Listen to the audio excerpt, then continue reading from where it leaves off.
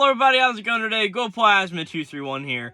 And today I'm here sort of a different video than I normally do because today I just finished watching the first season of Link Click. And it was such an interesting series where I was like, I don't really want to go through episode by episode and break it down, but I also really want to talk about it because I really enjoyed what I watched with it. And before I get into all my talks about it, you'll see here in the video it's going to have some chapters going into where I talk about spoilers and non-spoilers. I'm going to keep the beginning of this video to non-spoilers and just some general like semi-plot breakdown, but nothing spoilery at all, maybe just like the first few episodes, and then I can talk about the ending and everything going with this first season. Because if you don't know what Link Click is, it is a anime.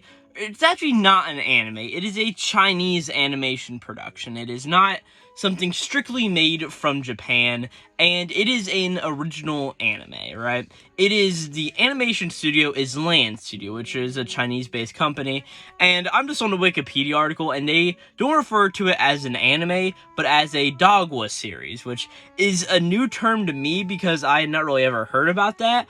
But at the same time, this entire series is, like, very Chinese in origin, and by that, I mean, all of the character names aren't your regular, Japanese, like, anime names. Like, they're all Chinese in that sort of respect. Like, we really have two main characters, which the series is very much focused on. It is, Qing Xiaoxi and Lu Guang, right? So, Qing and Lu are pretty much your main duo, and it's not really ever explained how to get it, and that is one thing I really like about it, is it sort of doesn't explain things to it, sort of lets you find it out. It's really one of those good showings of a series, but pretty much Qing and Lu have the power to turn back time in a way. So, from what we know, Lu is able to use a photograph, look into it, and be an observer of everything that happened within 12 hours after a photograph being taken.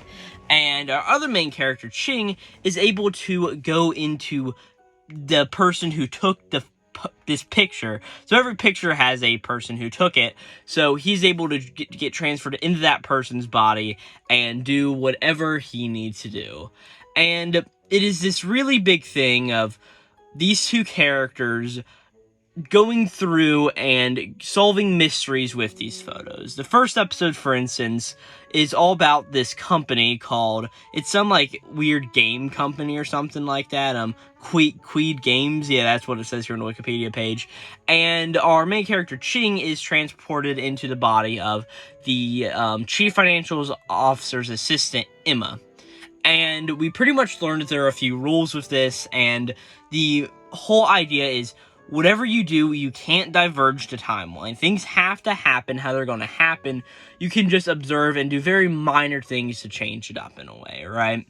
And it's this big thing of you cannot change anything because once you change something, everything gets really messed up. And that first episode is a very interesting thing through that because we end up seeing that Qing does change one little thing, which eventually spirals very much out of control. But that's pretty much the whole premise of the series, is these two characters use their sort of time reversal powers to do this, right?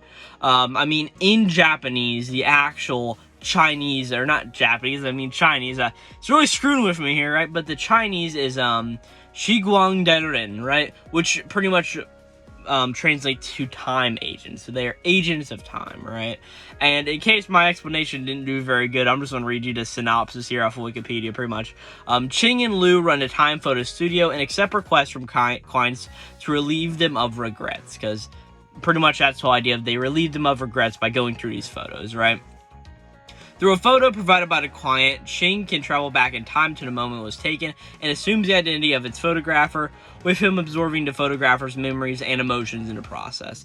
That is something I really like, is they sort of show, like, whenever something's happening to a character, he can feel their heartbeat, and he just has to sort of roll with it, right?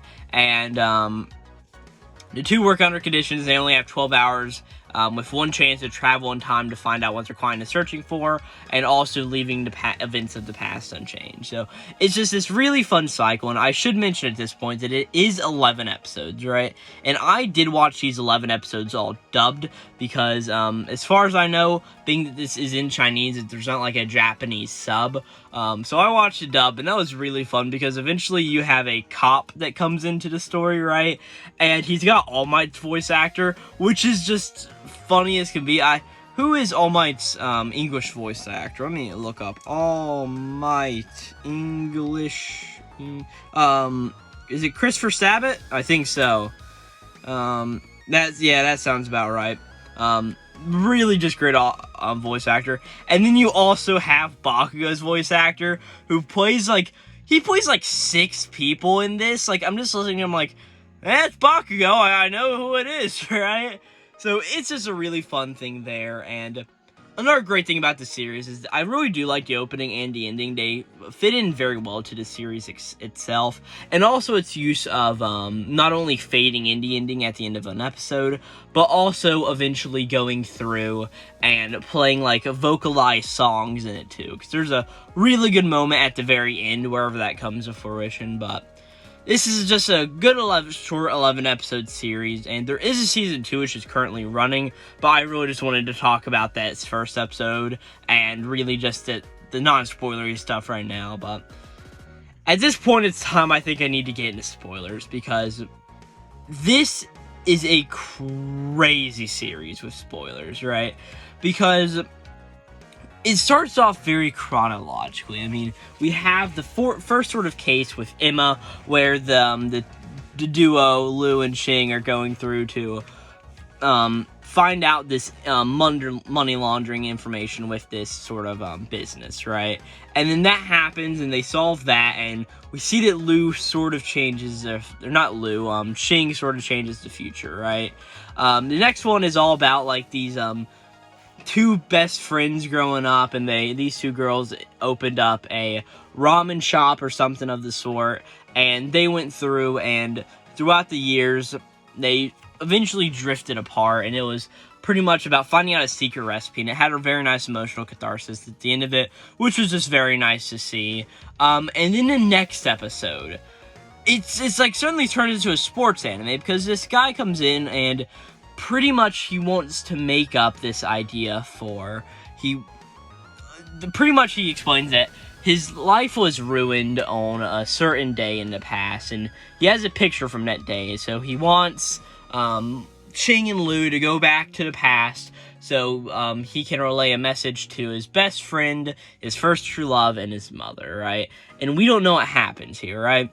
But pretty much the first episode is this sort of basketball tournament where we learn a little bit about Shíguāng and Lu's backstory themselves, but also about this other character who is, like, incredibly important as the time goes on, and this team captain, right? And as they get to know each other, there's this big moment where Shíguāng and this guy's body ends up changing the future, so it seems. He pretty much lose, like, hey, you guys have to lose this basketball game. It's one of these key points that can't be changed. And all of a sudden, it changes, right? The team scores, and Shíguāng's like, oh, fuck, what did I just do, right? But Lu's like, all right, the inciting incident hasn't happened yet. That is fine. And throughout the next episode, it's all about him talking about his first true love, and whenever he's telling each of these persons these notes, we don't actually hear it, right? As eventually time goes through until we get the big moment. He talks to his mother, he has a fight with his mother, and throughout all of it, we learn that today is a day of a deadly earthquake, right? And the reason none of this mattered is because all of these people were going to die anyway because of this earthquake, right? And the only reason our main character survived was because of he just was in the right place at the right time under a table, right?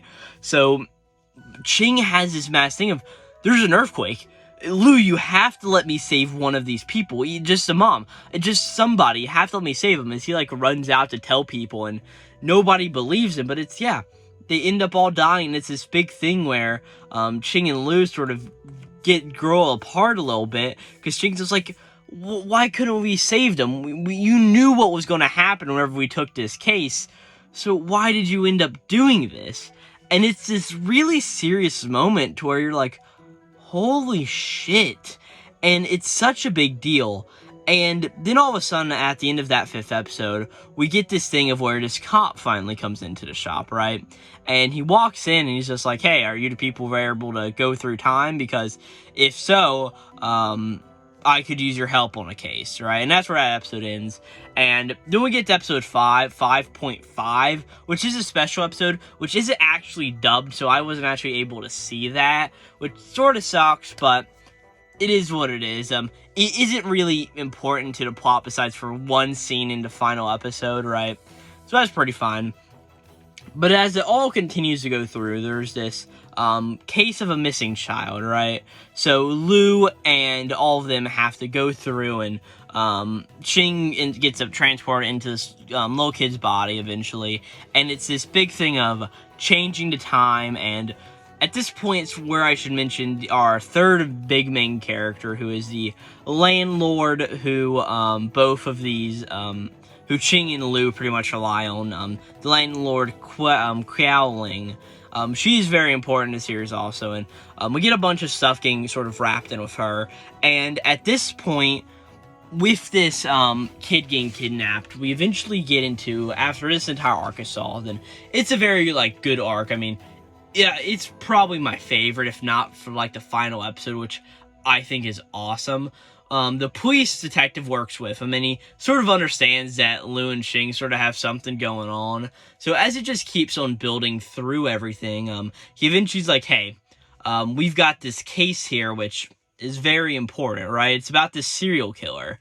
And something I didn't mention earlier is that because of what Ching did in Emma's body earlier, Emma ends up dying. So what ends up happening is Emma was murdered by this guy. So what is pretty much going on here is Lou sort of looks at the pictures that this cop provides him, and it's this big thing to where he sees Emma's a part of it, and not wanting to fuck with Ching anymore, sort of says like, no, we can't do this, and Ching gets very upset until one of their friends gets kidnapped, right? And it's this big thing to where two of their old college friends really like each other but won't confess, and it's this big thing to where they want to grow together some more. So as time goes on, Ching ends up going into this guy's body, and he sees a person who looks like the kidnapper. So he ends up going after this guy, and it's this crazy thing to where he's really diverging the timeline here. Like, he's really, really fucking it up to where a news article gets published, and eventually it's this big thing of where they keep going through, and all of a sudden they come face to face with the guy after their friend has disappeared, and they go into another photo. And then we get this final episode, which is pretty much this crazy thing to where Ching sets a trap, and Lu's not really in on it in the beginning, and it's a really, like, complicated time loop sort of crap. But as it keeps going on, the bad guy, I don't know, well, he's just bad guy, right? Ends up coming around, and Lu does this or not Lu, I keep calling him Lu because that's, like, the only name I remember, right? But Ching ends up coming through, and, like, he does this clapping magic to jump around, punch the guy in the face, and it's this crazy thing that he eventually goes back to the past to speak with Emma, right? Who is about to kill herself by jumping off of a bridge after all of this stuff happens, right? And there's this amazing speech, right? Beautiful music playing throughout the entire thing. And all of a sudden, we learn that there's another time traveler, right? And another one of these people who can enter photographs and all of this stuff and makes Emma jump off the bridge and kill herself, right? And that's where the episode ends, pretty much, as we see cut back where Q Ling is there and ends up stabbing Lu in the stomach, being controlled by the same person. And it's such one of those what the fuck moments, like, bringing in the entire idea of Emma from episode 1, pervasing through all of this. And whenever you think, like, oh, she may be safe, that may be the series, and like, no, we're going to have this big moment here at the end. It's like, oh, shit, alright. And that's really all I gotta say for the most part. Like, I mean, this was a really crazy series with such a deep diving mystery just swirled into it. and just so crazy. It was probably one of my favorite things I've watched in a while. I mean, I sent a Discord message to all my friends, also in my personal Discord too, so if you want to see it, pretty much just going through, and at the end of episode 7, I was just like, hey, this is really good, you guys should watch it. But then when I finished it a few hours later, I was like, this is one of the few series I've read in a while that made my heart pound in my chest. I mean, there's such an emotion at some point, such tense violence where you're just like, oh, jeez, oh man, that's heavy. Where you're just like, oh, and at the same time, whenever like he's having this conversation with Emma or any of these other emotional moments are going on, it's like, man, I almost really wanted to cry during that, but I just didn't. But it's just like, it's so sad, and it's written so well, and I mean, I'm going to give this series a solid 9 out of 10. I mean, the way I look at it is it was a series that kept me on the edge of my seat, that I thoroughly enjoyed through and through. And yes, I will be watching Season 2 because, geez, was this a mystery really worth watching? So, with that, this was a crazy series just to go through and just talk about, even if it was just for a few minutes. But I really enjoyed Link Quick. Thank you for watching my video here on it.